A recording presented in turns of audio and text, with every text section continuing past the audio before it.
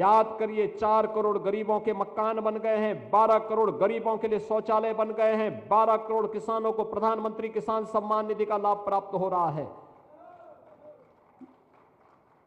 10 करोड़ गरीबों के घर में एलपीजी के कनेक्शन मुफ्त में पहुंच गए हैं, 80 करोड़ लोग फ्री में राशन की सुविधा का लाभ प्राप्त कर रहे हैं। यही तो है राम राज्य,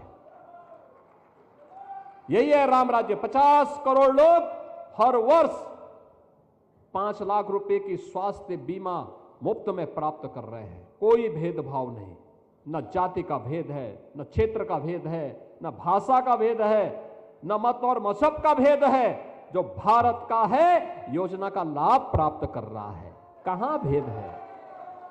यही तो राम राज्य है, यही राम राज्य है।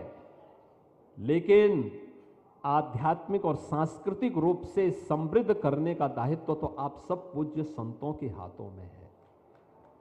आप जो दिशा तय करेंगे, देश उसी दिशा में जाएगा, संस्कार उसी प्रकार से बनेंगे, और यह दायित्व तो आपको भी लेना होगा। अगर देश का नेतृत्व ले रहा है तो आपको भी लेना है, और कुंभ से संदेश जाना है। ये जो सारी व्यवस्था हुई है आप ही के सबके सानिध्य में हुई है और आप ही के लिए हुई है। कुंभ तो आपके लिए है, आपके सानिध्य में करोड़ आज के दिन पे यानी 13 जनवरी से अब तक, कल तक 10 दिन में 10 करोड़ लोगों ने स्नान किया है। आज 2 करोड़ श्रद्धालु प्रयागराज में महाकुंभ नगर में हैं। दुनिया के अंदर कहीं इस प्रकार का आयोजन नहीं हो रहा, कहीं नहीं हो रहा है, कहीं नहीं हो सकता।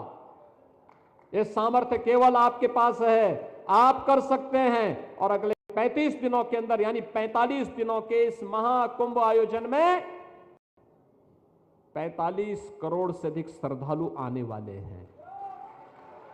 45 करोड़ से अधिक श्रद्धालुओं का मतलब दुनिया की तीसरी बड़ी आबादी, तीसरी बड़ी आबादी। इतनी बड़ी ताकत किसी के पास नहीं है दुनिया में, ये केवल भारत कर सकता है।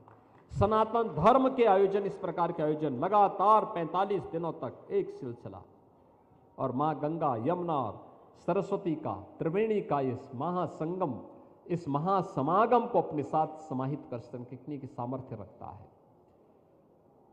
आप एकता पे ध्यान दीजिए, भारत समृद्धि की नई ऊंचाई को प्राप्त कर लेगा। आप बांटने वाली ताकतों से सावधान रहिए। भारत अपनी समृद्धि को और अपना स्थान पुनः विश्व के अंदर बना लेगा, कोई समस्या नहीं उसमें। लेकिन एक प्रयास हमारे स्तर पर भी होना चाहिए, और इसलिए मैं आप सबसे एक विनम्र अपील करूंगा, कुंभ का संदेश एकता का संदेश होना चाहिए। कुंभ का संदेश ऐसा संदेश होना चाहिए कि हम जाति के नाम पर नहीं बटेंगे, क्षेत्र और भाषा के नाम पर नहीं बटेंगे, किसी अन्य वाद के आधार पर नहीं बटेंगे।